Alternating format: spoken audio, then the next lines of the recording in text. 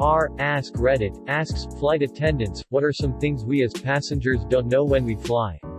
Also, what are the negative aspects of your job? Where are we flying over right now? We never know. Also, to open a bifold lavatory door, simply push in the middle, where it says push. One of the negative aspects of the job is when people yank off the ashtray thinking it's a door handle and then ask why do you even have those still? It's an FAA requirement. Ashtrays need to be on every plane in case someone decides to fuck the rules and light up. Wait, does that actually happen? Does anything happen to the person if they do break that rule? Unless you're extremely lucky and your aircraft just rolled out of the hangar after major maintenance. There will absolutely be something broken in it. An aircraft can have a whole host of parts be broken and still be allowed to fly. The broken parts just get labeled, recorded, and put on the to-do list for the next time it goes to maintenance. If it's leaking oil, that means it still has oil. Landing gear is stuck. We'll fix it later. Unless it affects airworthiness. Pretty much what happens at a lot of jobs. If you ask for something nicely, I'll usually give it to you. But if you demand it or if you're a jerk, good luck getting anything free. So true. I actually have a lot of flexibility when it comes to special requests outside the rules. If you're nice, I'm glad I've just made your day. If you're an entitled asshole who thinks raising their voice and intimidation will make me cave, I will recite our terms of service to the letter and refuse to give you even a single thing of your special request. It's not smart to be a jerk to the person who has the ability to give you, or not give you, what you're asking for.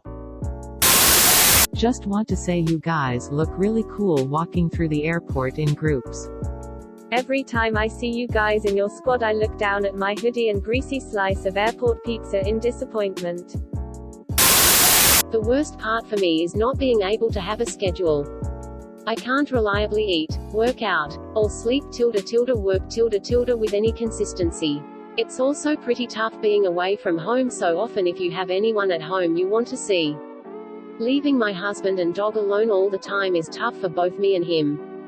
My husband's a pilot applying to the airlines right now, and I'm dreading him being gone 5 days out of the week.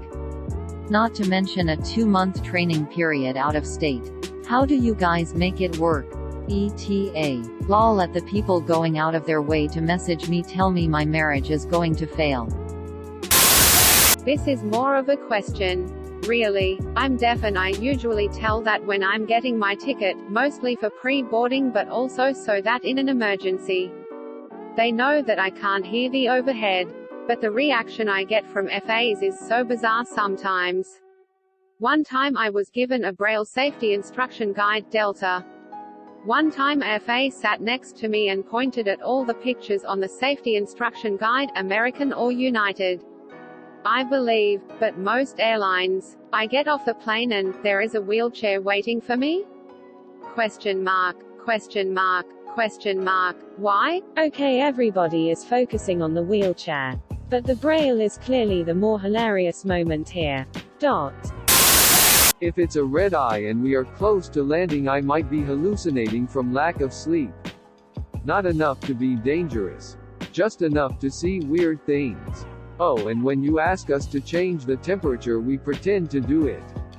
Planes are generally colder because if we hit turbulence, warm temps will make the chances of someone puking much higher. No idea why. If you curse in general, it's normally not a thing, but the second you curse at me, I can kick you off. We have flex restraints and are trained how to use them should you get disorderly. I'm definitely not disrespectful, so I am asking out of curiosity. How would you kick someone off, lol? Not a flight attendant, but have a question. Is it true you guys do not get paid outside the time the plane is in flight? All the prep, check-in and clean up afterwards is off the clock. Edit. Holy guacamole, this is now my top comment, lol.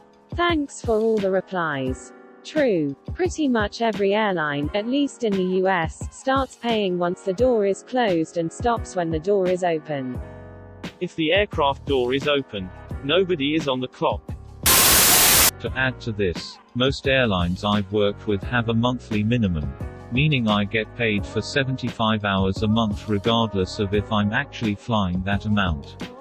That's only if you're a reserve on call, though. Otherwise you get paid for what you fly. My airline has a guarantee of 90 for reserves. But line holders only get paid for what they work. Dang. Flight attendants don't have a monthly guarantee? Wasn't there a study that observed a higher heart attack and cardiovascular problems in flight attendants? I heard on NPR that it's because of inconsistent sleep patterns since they're going between time zones a lot of the time. I've heard that flight attendants are mainly there in case shit hits the fan on a flight emergency landing, mechanical failure, etc., and that the hospitality part of the job is more or less filler for that primary role. How true is that? Obviously you guys know all the general safety stuff like how to exit the plane in an emergency. But how trained, if at all, are flight attendants in things like crisis management? I just want to shout out the entire FA crew on an American Airlines flight from NYC, LDN back in May. I came down with a violent bout of the stomach flu about 45 minutes into the flight. Puking every 20-ish minutes. Thankfully I had an unobstructed path to the bathroom, but on the occasion I didn't make it, some kind soul gave me one of the huge bags to puke in and let me hide in the galley. They said they couldn't get me a blanket from the other classes, but one FA lent me his personal travel duvet. Another one make sure I was stocked with water and a water OJ mix at all times and always had napkins and extra bags. In return I tried to keep it very quiet that I was sick, didn't want to panic any passenger or cause a ruckus, and hand sanitized everything I could. I felt like I was trapped in an actual living nightmare, but the genuine kindness and selflessness of some of those FAs made me want to cry. I've flown a whole lot throughout my life and there are some real assholes out there. Thankfully they are outnumbered by the generous, lovely, and kind people. Edited for spelling. Question. Can you tell that I'm on Xanax, and how relieved are you when you see the whole row knocked out? Best passengers but frowned upon for security reasons. If it was up to me, I'd sedate the whole plane and wake people up before landing. Would make everyone trip much smoother. Sometimes I get nervous on airplanes. Carrot like carrot a carrot light. My wife is a former flight attendant, so I'll offer a few things she's told me.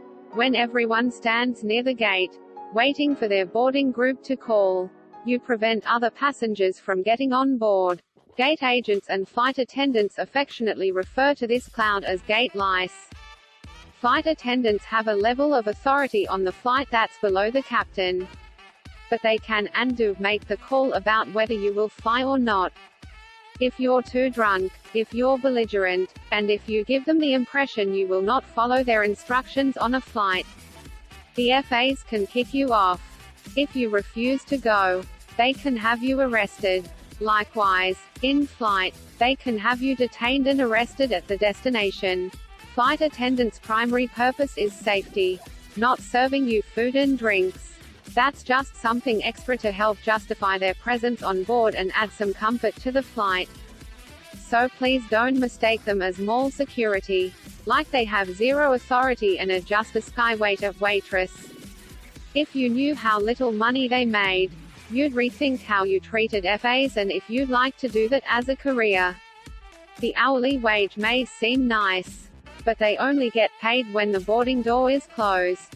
Otherwise, sitting at the airport waiting for a delayed flight, riding a shuttle to the hotel or riding back for the next flight doesn't pay the hourly rate. When you add up all the time you're essentially away from home or not in a hotel room, the hourly wage drops to below minimum wage. Some airlines give better pay based on seniority, but most airlines do not. The only real perks are flight benefits.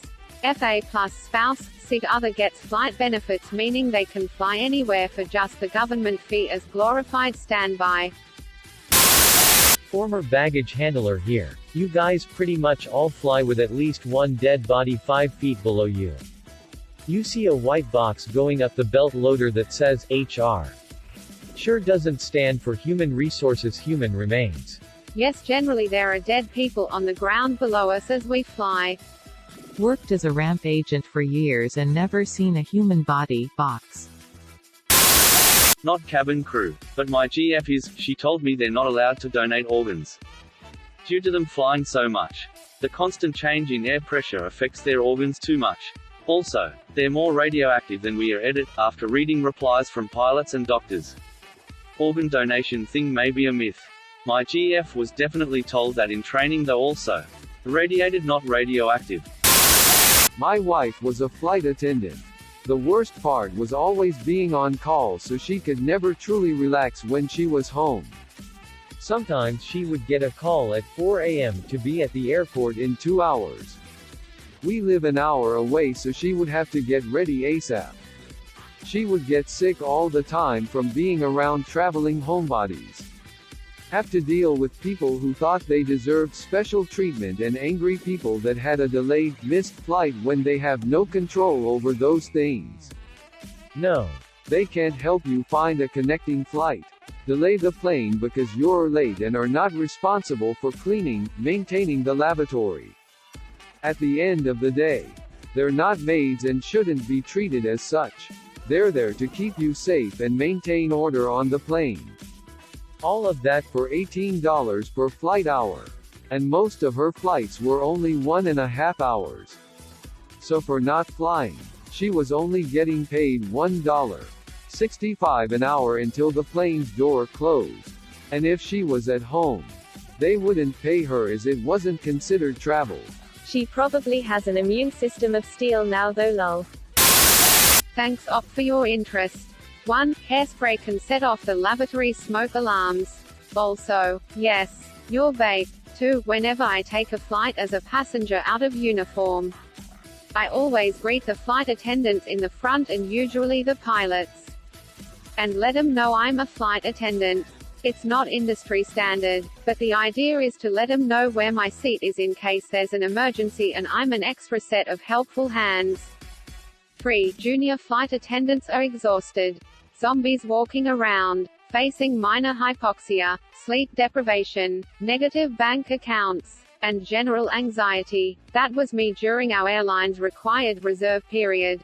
It's comparable to new RNs and doctors who are on call. You can be on call for 4 hours, which means at any point you have 2 hours to be at the airport. In uniform, ready to fly any flight they assign you. Once you finish that assignment, which can be anywhere from 2 hours to 4 days, you have 9 hours of rest before you go back on call. 3. Every flight attendant has a base. But not every airport is a base. Many flight attendants are therefore commuters. For example, you can live in Ohio but you're a new hire who was assigned SFO as your base. You can move to the most expensive city in the country, or commute before your assignments from the Midwest to SFO every time. Many flight attendants and pilots mitigate this logistic by staying in crash pads a few nights a month. Apartments under one name on the lease but with bunk beds and shared spaces and divided rent. 5. Salary and union representation are interesting topics as well. Some great comments already in this thread about that. 6. Most of us love our jobs. The lack of stability in my schedule is a huge thing that people don't really know about. I find out where I'm going for the month on the 21st of the month before. Unless I have my book leave there, I have no idea what my days off will be. In January I turned up to work for a Nairobi trip and got reassigned to a Chicago 20 minutes before I was due for my briefing. Arrived in ORD dressed for the African summer. As for things you don't know, almost always we pick our BFF or boyfriend for the flight who is simply the most attractive guy on the flight just for a bit of fun. We also discuss amongst us how nice outside is. On wide-body aircraft there's 2 aisles and we work each side. Once we've done the initial drinks round we often have a casual chat over what they're like. My side is pretty nice. They're drinking a lot of alcohol though. 34D is a dick but there's a family of 4 at the front who are lovely. If you drink too much and we cut you off when you ask for your 4th double vodka tonic in an hour. Don't try and pull the wool over our eyes and ask someone else. We know about you. The onboard manager will know about you and the captain will know about you.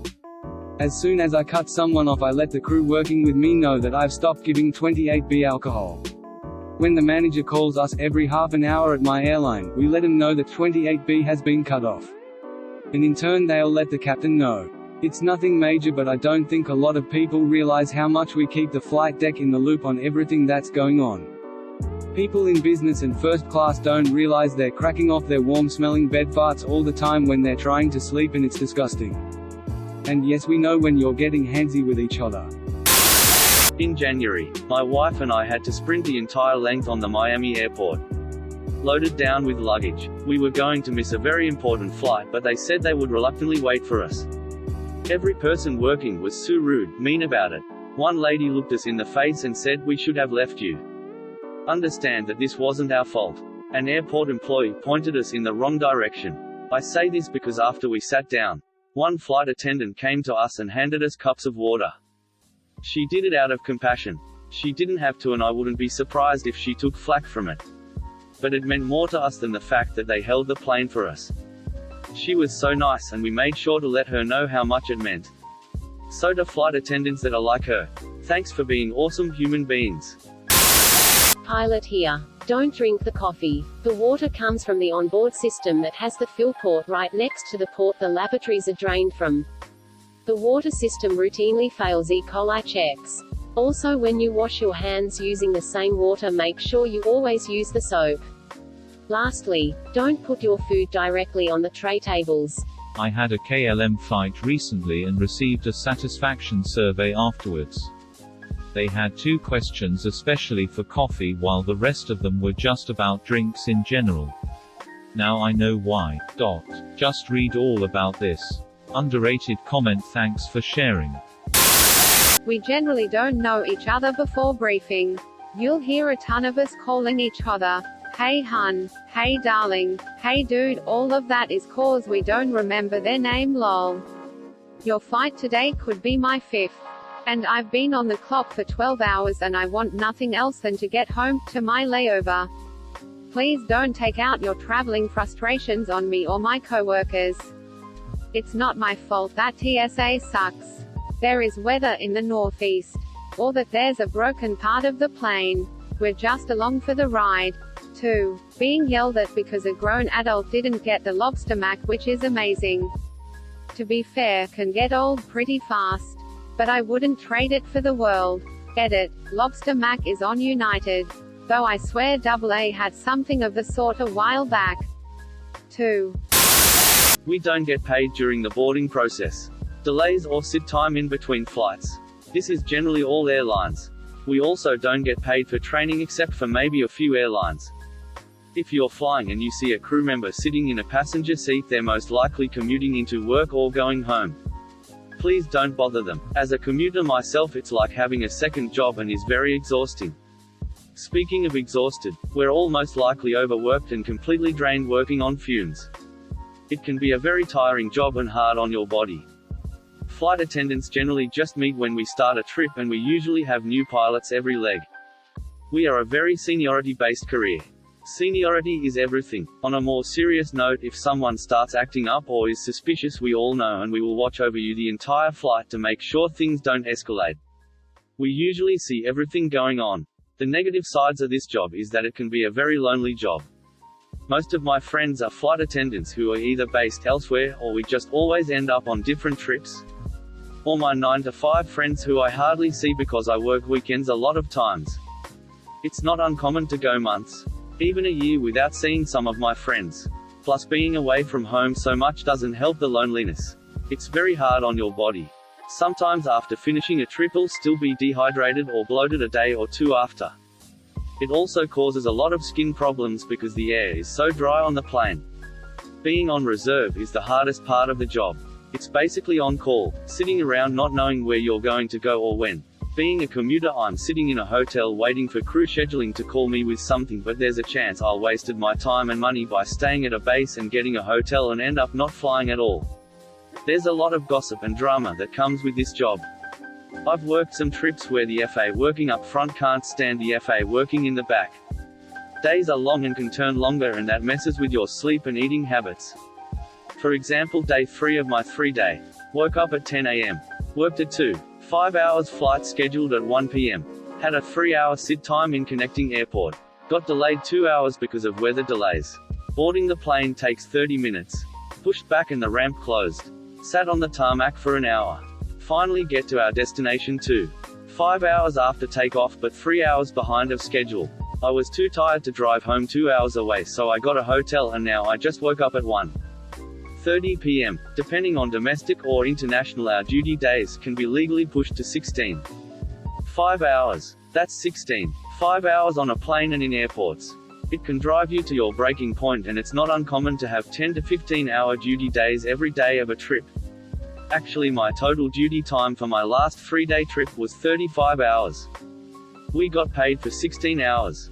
Edit. I just thought of this. A huge thing is that we legally have to tell you the seatbelt sign is on. If we don't and FAA is on board, we personally get fined for not informing a passenger the seatbelt sign is on. That's not the only thing we can be fined for. Another example is like yesterday, a man asked me for headphones while taxiing. I told him I wouldn't be able to get them to him until after takeoff. That's because if I did bring him headphones while taxiing, I could be personally fined for doing something non-safety related while taxiing. Once the door closes and we're on the ground, we cannot do anything unless it's safety. We also can't serve drinks on the ground once the door is closed unless it's a long tarmac delay. Another thing we can be fined for is if our manuals are not up to date, and now most of airlines have tablets for manuals and they have to be charged to at least 90% at the beginning of the day. We're also required to carry certain items on us, and if we don't have them, we can get fined. So if you ask for something while taxiing and we say no, it's because we can get into big and pricey trouble. And the only reason why we are up before takeoff is to do safety checks, aka seatbelts. Seat backs and tray tables. After we land, we had already checked prior to landing, so we need to stay in our jump seats until the seatbelt sign is off unless there is an emergency. FAs. You guys are fucking awesome. When I was 16, I moved from the US to Germany as an exchange student. I was alone, had never flown by myself, and didn't speak German. From Frankfurt to Bremen I got ridiculously sick. I think it was a mix of altitude sickness and anxiety. I was so embarrassed and upset, and I hadn't slept in 24 hours. The flight attendants let me move to a seat closer to the bathroom, and kept checking in on me every 10 minutes with cold paper towels, water, and Sprite. They also kept me up to date with how much longer until we landed, etc. Anyway, I was very scared and very lonely and just wanted my mum. I'm so thankful for the kindness everyone showed me. When people ask for the reason for a delay, we usually give a bullshit response because the real answer would spook passengers. We have a minor technical problem and engineers are on their way. And in reality, the cabin pressure isn't working. Also, here is another thing. It means a lot to us if a passenger actually says hello back to us and smiles. We'll remember your face, believe me, because we got 150 plus people who usually ignore us. One guy said, "Hey, good morning," to me, and all flight I gave him alcohol on priority right away, while I made others wait 5 to 10 minutes because I was busy. Also, say thank you. It really makes my day. I took count of how many thanks I got. 200 passengers at 18 said thanks. Sometimes I load my pockets with cookies, nuts, crackers, mini whiskey bottles, and whenever I pass by, I offer them. I always liked the little known fact that the reason for turning the cabin lights off at night, just before landing, is to allow enough time for the eyes to adjust to night vision. So in case of a crash, you're already adjusted for the darkness to make it easier to see in the dark and find your way out of the aircraft and away from it in the darkness outside. You'll be thinking about this on your next night flight, guaranteed. Have always wondered this, and always get annoyed that I have to stop reading my book. This makes me less annoyed. Thank you. Thank you for watching. Please like and subscribe to support the channel, and above all, have an excellent day, you amazing people.